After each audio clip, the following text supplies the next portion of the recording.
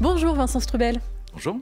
Vous êtes à la tête de l'Agence nationale de la sécurité des systèmes d'information, une agence reliée directement au service du Premier ministre. Votre mission, c'est de protéger notre pays face aux cyberattaques. Et justement, si vous êtes là ce matin, c'est parce que vous révélez aujourd'hui le panorama de la menace cyber sur les entreprises. Ce n'est qu'une partie de votre activité. Mais avant d'entrer dans le détail, en quoi ça nous concerne tous ? Alors, ce que le panorama de la menace, ce qu'on a constaté en 2023 révèle, c'est une menace qui augmente dans toutes ses composantes. De l'espionnage, très ciblé sur les entreprises stratégiques, les administrations, de l'extorsion, du crime organisé qui cherche à faire de l'argent par des cyberattaques, du sabotage ou de la déstabilisation par une myriade d'acteurs. Et cette augmentation, elle est dans la quantité des attaques, plus de 30%, dans la variété des cibles. Et c'est là que ça nous concerne tous. On n'a plus besoin aujourd'hui d'être une cible pour être une victime de ces cyberattaques. Et l'augmentation, c'est aussi l'amélioration des capacités des attaquants. Et ça aussi, ça nous préoccupe naturellement. Ils sont plus furtifs, ils sont plus agiles, plus réactifs. Et on a, en tant que potentielle victime, beaucoup moins de temps pour se préparer et pour réagir. Qu'est-ce que vous voulez dire quand vous dites on n'a pas besoin d'être une cible pour être victime d'une attaque ? Ça veut dire que, en particulier, le volet criminel, parce que parmi les gens qui nous attaquent, il y a des États, mais il y a aussi du crime organisé qui cherche à faire de l'argent, qui paralyse des systèmes d'information, qui volent des données, qui essayent d'extorquer des rançons contre la non-publication des données, contre la libération des systèmes d'information qu'ils ont paralysés. Et ces attaquants-là, le crime organisé, aujourd'hui, ils attaquent de manière massive. Ils se sont outillés pour attaquer de manière massive, pour attraper tout ce qu'ils peuvent, et en particulier les plus fragiles. Donc ce qu'on voit dans ce panorama, c'est en particulier des PME qui se font attaquer, des collectivités, des établissements de santé, de plus en plus des associations. Des associations. Et donc ça, c'est pas forcément des gens qui peuvent payer une rançon. Mais les associations, qu'est-ce qu'ils vont chercher, les pirates informatiques ? Ça veut dire qu'ils ne ciblent pas. Ça veut dire qu'ils attrapent ce qu'ils peuvent. C'est qu'ensuite ils voient s'ils arrivent à faire de l'argent avec. Ouais. Alors, donc c'est ce qui me fait dire qu'on n'a pas besoin d'être une cible pour être victime. Quels sont les types de menaces dont vous parlez en fait ? Parce que ça touche quoi ? Ça touche les téléphones, les systèmes informatiques, ça touche quoi concrètement ? Ça touche tout de différentes manières. On a à la fois des menaces très ciblées, des États qui nous attaquent, qui espionnent, qui potentiellement sabotent des choses critiques. Et là, c'est très ciblé sur des entreprises stratégiques, sur des administrations. On va entrer dans le détail, oui. Des choses comme ça. Et puis, le crime organisé, qui, quelque part, l'image est discutable, mais pêche au chalut. C'est-à-dire qu'ils ont des filets très grands, ils attrapent ce qu'ils peuvent, et ensuite ils voient ce qu'ils en font. Et là, ça peut être des particuliers, ça peut être des PME, ça peut être l'informatique de notre travail au quotidien, ça peut être l'informatique de la mairie, et malheureusement... Donc des plus petites cibles et des grosses cibles, les grosses entreprises, les multinationales françaises. Parmi les menaces, il y a l'espionnage industriel. Quels sont les secteurs qui sont le plus visés en France ? Sans grande surprise, c'est tous les secteurs stratégiques. Ce que cherchent les espions, c'est des secrets technologiques, des secrets de l'État, régaliens, diplomatiques, sur notre défense par exemple, des secrets commerciaux aussi. Donc toutes les grandes entreprises sont potentiellement des cibles. Des secteurs qui reviennent assez régulièrement, celui de la défense, celui de l'aérospatial, celui des hautes technologies de manière générale. Mais toutes ces entreprises, justement, parce qu'elles ont un intérêt, j'allais dire presque vital pour la France, elles ne sont pas ultra protégées ? Elles sont bien protégées. On a en France la chance d'avoir travaillé sur ces sujets depuis une bonne dizaine d'années, en particulier avec les entreprises les plus critiques, celles qui opèrent des infrastructures nécessaires à notre vie quotidienne, l'énergie, les transports, les télécommunications, des choses comme ça. Donc ça fait 10 ans que ces entreprises-là ont des obligations de sécurité qui leur sont imposées par l'État. On parle de quoi ? On parle d'EDF, par exemple, les grosses entreprises comme ça ? De ces grosses entreprises-là, effectivement. Donc elles sont plutôt bien protégées, mais elles ont face à elles des attaquants d'un niveau particulièrement élevé et qui sont particulièrement motivés. Et le niveau monte. Et le niveau monte en termes de furtivité, en termes d'outillage, en termes de réactivité. La fenêtre de tir qu'on a entre une vulnérabilité qui devient connue et son exploitation par des attaquants, donc le fait que des attaquants utilisent une vulnérabilité dans un logiciel qui a été publié par un éditeur, ça se réduit. C'est des questions de jours, voire d'heures aujourd'hui. Vincent Strubel, il faut qu'on... Ouais. Il faut qu'on parle d'exemples récents dans l'actualité dont on a parlé sur France Info. Par exemple, l'hôpital d'Armentières. Tout récemment, le principe de base, c'était de geler le système informatique avec des données des patients pour le rendre inaccessible. C'est bien ça, d'abord ? C'est ça. Ouais. C'est ce qu'on appelle des rançongiciels, c'est-à-dire des logiciels d'attaque qui visent à extorquer des rançons. Voilà, donc si vous voulez qu'on débloque votre système, vous payez. Et dans ces cas-là, qu'est-ce qui se passe ? C'est quoi la doctrine ? Alors, la doctrine d'abord, c'est de ne pas payer, évidemment, parce que quand on paye une rançon, on nourrit le crime organisé et on n'a pas la garantie de pouvoir récupérer ces données pour autant. Les hôpitaux, ils ont été des victimes récurrentes de ce type de cyberattaque depuis 3 ans à peu près de rançongiciel. Plus que d'autres institutions ? Plus que d'autres, en tout cas, ils sont dans le palmarès, le top 3 des victimes récurrentes, parce un hôpital, c'est gros, ça dépend beaucoup de l'informatique, c'est très interconnecté avec la médecine de ville, avec l'université, avec des choses comme ça, donc c'est des cibles faciles, quelque part, et puis les hôpitaux ont bien d'autres problèmes, donc ça fait partie des priorités de l'ANSSI depuis 2 ans au moins, que d'améliorer la sécurité des hôpitaux, avec une priorité avant tout, c'est de maintenir la continuité de l'offre de soins. Ouais, sachant que précisément dans le cas d'Armentières, pendant 24 heures, les urgences ont été inaccessibles. Hein. Donc ça a des conséquences très concrètes. Ça a des conséquences très concrètes quand un hôpital se fait attaquer, parce que ça touche à tout, depuis la nourriture des patients jusqu'à l'informatique médicale. Les examens, tout ça. L'exemple d'Armentières est malheureusement une attaque qui a prospéré un peu trop longtemps. On a évité quand même, au cours de l'année 2023, beaucoup de catastrophes. Combien ? À Rennes, à Brest, à La Réunion, des CHU, des gros hôpitaux qui ont subi des attaques, mais qui ont réagi suffisamment vite. Et ça fait partie de la priorité de notre action, que de les entraîner à réagir vite. Quand le système informatique est gelé, on ne peut plus utiliser les ordinateurs, on ne peut plus faire d'examen aux patients, on ne peut plus accueillir de nouveaux patients. On fait comment dans ce cas-là ? Alors, si on en arrive à ce point-là, on revient au papier et au crayon, mais ça c'est la catastrophe. Oui. Réagir bien et vite, ça veut dire par exemple se déconnecter d'Internet rapidement. Et malheureusement, ce genre de choses, ça se produit à 3h du matin dans la nuit de samedi à dimanche. Donc pour faire ça, pour se déconnecter d'Internet, il faut que le directeur de l'hôpital, il sache quoi faire dans ce cas-là, il sache comment le faire. C'est pas juste un câble à débrancher. Du coup, il y a un protocole qui est délivré à tous les directeurs d'hôpitaux. Et donc, ce qu'on a fait au cours des 2 dernières années, c'est entraîner par des simulations, par des entraînements, des exercices concrets, les équipes des hôpitaux, y compris les dirigeants, à bien réagir face à une attaque. Et c'est ça qui a sauvé La Réunion, Brest, Rennes, où les attaques ont eu lieu, elles ont été circonscrites très rapidement, elles n'ont pas touché l'ensemble du système informatique de l'hôpital, et donc c'est très pénible pour les soignants dans ces cas-là, et ils n'ont pas besoin de ça évidemment, mais ça ne touche pas la continuité de l'offre de soins. C'est ça notre priorité. Vincent Strubel, directeur général de l'Agence nationale de la sécurité des systèmes d'information, vous êtes avec nous jusqu'à 9h sur France Info, on vous retrouve juste après le fil info 8h40, Valentine Lettès. Le Premier ministre compare Marine Le Pen et Jordan Bardella à des passagers clandestins de la crise agricole. Gabriel Attal accuse globalement le Rassemblement national d'en profiter politiquement, alors que selon lui, le parti n'a absolument rien fait en 40 ans au Parlement européen. Plus de 2 tonnes de colis humanitaires ont été largués hier sur Gaza, nouvelle opération menée par la France et la Jordanie. Un professeur des écoles soupçonné de travailler pour l'État islamique. Cet enseignant en CP dans une école de Drancy en Seine-Saint-Denis a été mis en examen pour association de malfaiteurs terroristes et placé en détention provisoire. Une visite médicale tous les 15 ans pour conserver son permis de conduire. Le Parlement européen se penche sur ce projet de loi à partir d'aujourd'hui. Selon l'Observatoire de la sécurité routière, les plus de 65 ans sont responsables de 17% des accidents mortels. France Info. Le 8-30 France Info, Jérôme Chapuis, Salia Braclia. Toujours avec Vincent Strubel, le directeur général de l'ANSSI, l'Agence nationale de la sécurité des systèmes d'information. On parlait des hackings qui interviennent dans les hôpitaux et donc qui provoquent la paralysie des soins donnés aux patients. Quel est le but de ces hackers quand ils collectent des données ? À quoi ça sert d'avoir le nom, le prénom, le dossier médical de quelqu'un ?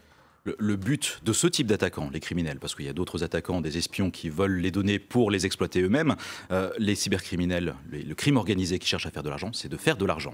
C'est, là encore, d'exiger des rançons contre la non-publication de ces données. Parce qu'en plus de paralyser l'informatique, voir des données personnelles de patients publiées, c'est un impact pour les patients, c'est un impact réputationnel pour l'hôpital. Donc c'est ce genre de choses, cette pression que cherchent à mettre les criminels. Et ça joue sur la confiance aussi, parce qu'on l'a vu notamment tout récemment, avec cette affaire d'attaque contre des hébergeurs de données de santé, il y a une quinzaine de jours. On parlait de 30 millions d'assurés qui auraient vu leurs données dérobées. Alors ça fait partie effectivement de tout un tissu d'acteurs de petite taille. En l'occurrence, ce ne sont pas des hébergeurs, ce sont des sous-traitants du tiers payant qui se sont fait attaquer. Ciblés, pas ciblés, je n'en sais rien, qui se sont fait voler des données. Cette ampleur, ça nous a paru, nous, absolument énorme, ce chiffre de dizaines de millions de personnes potentiellement concernées. C'était historique ? C'est le volume d'une base de données aujourd'hui, malheureusement. Et un acteur qui traite le tiers payant, il va tôt ou tard avoir l'essentiel de nos concitoyens dans ces bases de données. Et ces petits acteurs qui sont un peu sous le radar, ça fait partie de notre défi aujourd'hui d'arriver à les sécuriser. Il faut les sensibiliser et il faut les protéger. On les sensibilise, on va les réguler aussi par la transposition d'un texte européen qui s'appelle la directive Nice 2 dans notre jargon, qui va dans les prochaines années leur imposer à ce type d'acteurs plus petits que les grosses structures avec lesquelles on a travaillé jusqu'à présent, leur imposer un niveau de sécurité de base, pour ne pas être à la merci de ce type d'attaque. Vos enquêtes, elles produisent des résultats. On avait le cas récent aussi de l'hôpital de Corbeil-Essonnes, et la semaine dernière, les Britanniques ont annoncé le démantèlement du groupe de cybercriminalité Logbit, c'est son nom, qui est à l'origine, entre autres, de cette attaque de Corbeil-Essonnes. On peut hacker les hackers, comme le disent les Britanniques ? Alors, hacker les hackers, ce que dans le jargon technique on appelle le hackback, c'est quelque chose qu'on décourage et contre laquelle la France tient une position constante. Différente donc de celle des Britanniques en l'occurrence. J'y reviendrai, mais une cyberattaque, c'est un acte illégal, fondamentalement. Quand on est un État, répondre à un acte illégal par un acte illégal, c'est pas ce qu'on fait. Donc, alors on fait quoi la doctrine. D'abord, la meilleure défense, c'est la défense. C'est d'avoir un bon niveau de sécurité. Donc, il y a des guides de l'ANSSI, il y a des certifications, des tas de choses comme ça qui sont mises à disposition pour élever son niveau de sécurité. C'est la première étape. Ensuite, on saisit la justice. On poursuit les attaquants. Mais on arrive tout le temps à les retrouver ? Pas forcément. Quand ce sont des attaquants étatiques, la doctrine française, elle n'a pas été exprimée comme ça par nos autorités politiques, mais quelque part, c'est que le cyberespace, c'est pas Las Vegas. Ce qui s'y passe ne reste pas dans le cyberespace. Et donc, face à une cyberattaque d'origine étatique, on n'exclut pas des leviers judiciaires, des leviers diplomatiques, des leviers économiques. Mais aussi des ripostes. Des leviers militaires. Des leviers militaires, ça veut dire par exemple que l'armée française, qui a une branche cyber, elle peut mener des attaques contre des États dont on serait convaincu qu'ils nous ont attaqués. La France, comme d'autres pays, a des capacités qui ne sont pas portée par l'ANSSI. L'ANSSI, c'est une structure purement défensive. Là encore, cyberattaquer les cyberattaquants, ce n'est pas la réponse naturelle. La réponse naturelle, c'est de saisir la justice, c'est d'agir dans le domaine diplomatique. Et c'est ça qu'on fait, en particulier face à des États, face à du crime organisé. On arrive parfois à les attraper. Oui, mais justement, quand vous dites on arrive à les attraper, est-ce que on arrive à neutraliser le rançon logiciel, ou est-ce qu'on arrive à mettre la main sur les personnes qui les conçoivent et à les arrêter ? Un peu les deux, selon les cas. Il se trouve que les groupes criminels qui nous attaquent sont pour la plupart localisés en Russie et sont peu inquiétés par la justice dans ce pays. Ça fait partie du problème. Donc on n'arrive pas forcément à les attraper. Démanteler leurs infrastructures, ce qui est arrivé à Logbit il y a quelques jours, ce qui est arrivé à Kakbot, un autre réseau d'attaque il y a quelques mois, au mois d'août, c'est remettre au niveau zéro leur capacité. Ils vont se reconstruire. Les humains qui sont derrière existent toujours. Ils ne vont pas se reconvertir probablement dans l'humanitaire à cette occasion-là. Donc ils vont reconstruire leur infrastructure d'attaque. Mais on gagne du temps. On fait baisser la pression. Les Russes, ce sont ceux qui nous menacent le plus ? Alors, les Russes, il faut le qualifier. Dans les États qui nous attaquent, l'ANSSI ne fait pas de l'attribution. On a un jargon un peu précis qui dit que ce qu'on repère dans l'espionnage, par exemple, ce sont des acteurs affiliés à la Chine ou affiliés à la Russie, avec un vrai retour des acteurs affiliés à la Russie qu'on avait vu un peu moins occupés en 2022, en tout cas occupés ailleurs. Ce qu'on voit dans des tentatives de sabotage ou de reconnaissance en vue de sabotage, c'est clairement des acteurs affiliés à la Russie qui sont très marqués par leur désinhibition en la matière. C'est que les pays qui nous attaquent ont des spécialités. Il y a l'espionnage, il y a les attaques. Il y a beaucoup de pays qui nous espionnent, là encore des acteurs affiliés à la Chine.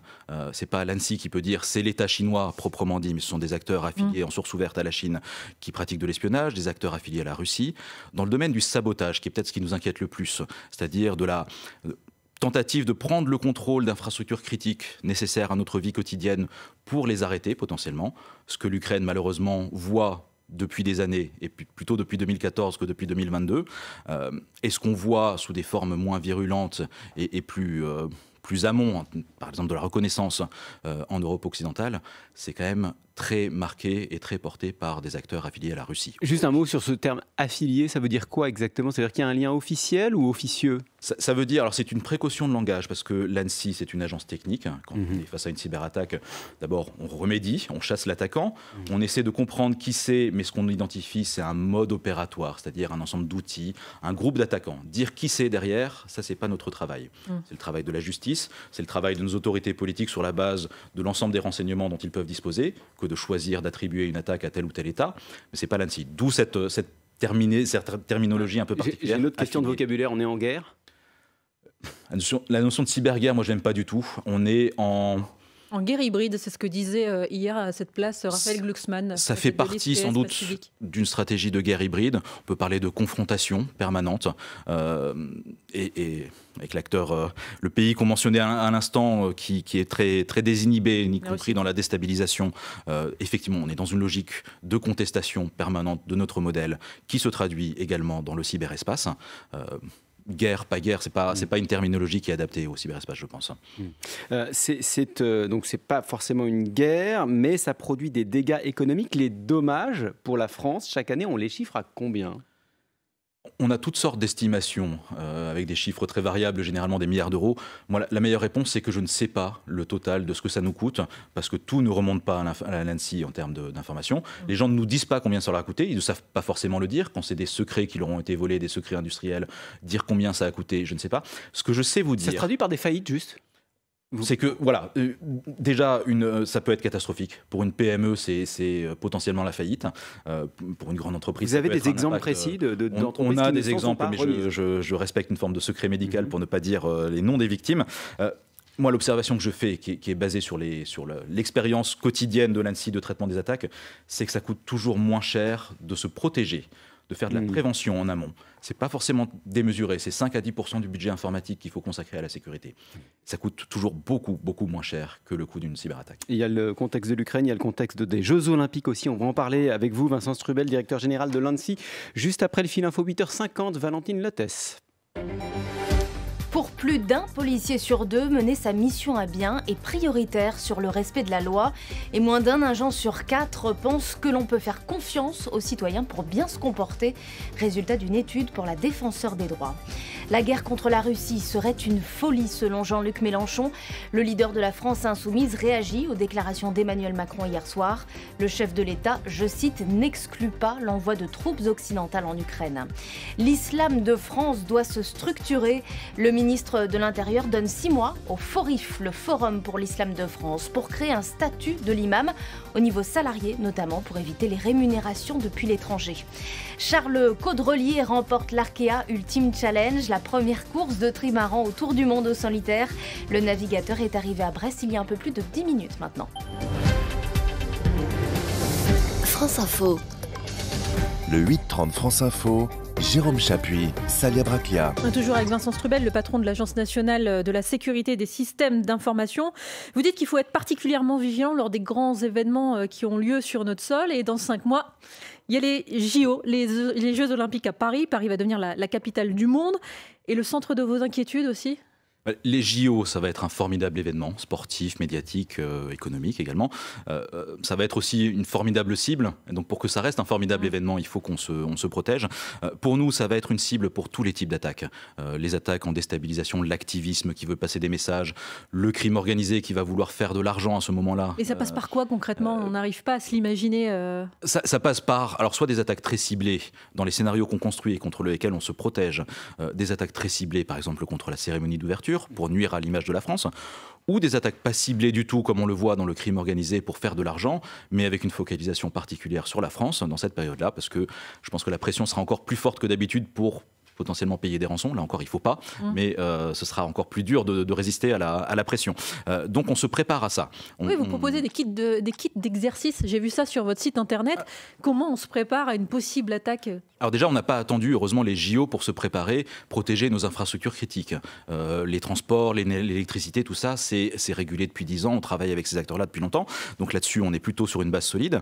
On a travaillé spécifiquement avec tous les acteurs propres aux JO, les fédérations sportives, les lieux de compétition, des choses comme ça. On les a audités, on les a accompagnés pour leur donner un plan d'amélioration de leur sécurité. On leur a donné un kit d'entraînement pour s'entraîner. Là encore, la préparation opérationnelle, se mettre dans la situation de gérer une crise cyber, c'est se donner une chance de bien réagir. C'est quoi, c'est les simulations, c'est les moments. Ouais, voilà. Si je suis hacker, je me dis, allez, si vraiment j'ai envie de mobiliser les Français, d'immobiliser les Français, je bloque tout le réseau de transport de la RATP, les métros, pas de circulation pendant une journée pendant les JO.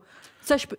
Le cas échéant pendant la cérémonie d'ouverture, ça c'est exactement les scénarios auxquels on s'est préparé, en travaillant avec les acteurs concernés pour améliorer encore leur niveau de sécurité, en s'entraînant nous aussi, comme les sportifs d'ailleurs, on s'entraîne à gérer des crises cyber au niveau de l'État avec ces acteurs-là, pour réagir vite, pour maintenir l'activité, pour contrer les cyberattaques avant qu'elles n'aient des conséquences trop fortes. Et donc, on est plutôt bien préparé aujourd'hui. Vous êtes payé à faire des cauchemars. Je pose la question parce qu'avant les Jeux Olympiques, il y a les élections européennes avec le risque d'ingérence. Là aussi, comme on l'avait vu en 2022 avec les Macron Leaks, là aussi, on est exposé à ce risque d'ingérence. Alors, je suis payé à faire des cauchemars pour pas qu'ils se produisent, donc on y veillera. Les périodes électorales, c'est pas nouveau. C'est une cible pour des cyberattaques, pour d'autres choses, pour de la manipulation de l'information, qui n'est pas ma responsabilité. Mais depuis plusieurs années déjà, à chaque période électorale, l'ANSSI se met à la disposition du juge de l'élection pour répondre à toutes ces questions, tout doute, se met à la disposition des équipes de campagne. Évidemment sans choix de particularisation de tel ou tel groupe, pour les sensibiliser, pour superviser la sécurité des élections. Et quand ils ont un doute, par exemple, ils vous appellent. Et quand ils ont un doute, ils appellent le juge de l'élection, le Conseil constitutionnel, le Conseil d'État, selon l'élection, qui se tourne vers nous. Voilà. Et quand on voit que la menace, elle grandit avec la numérisation et qu'il y a l'apparition de l'intelligence artificielle, vous vous dites qu'en fait, là, vous avez devant vous une montagne à surmonter. Elle complique votre tâche, l'intelligence artificielle, c'est un nouveau sujet. Comme toute évolution technologique, on entend tout et son contraire. Il y a des discours très anxiogènes sur le fait que l'intelligence artificielle, ça va décupler les capacités de l'attaquant. Ça, j'y crois pas.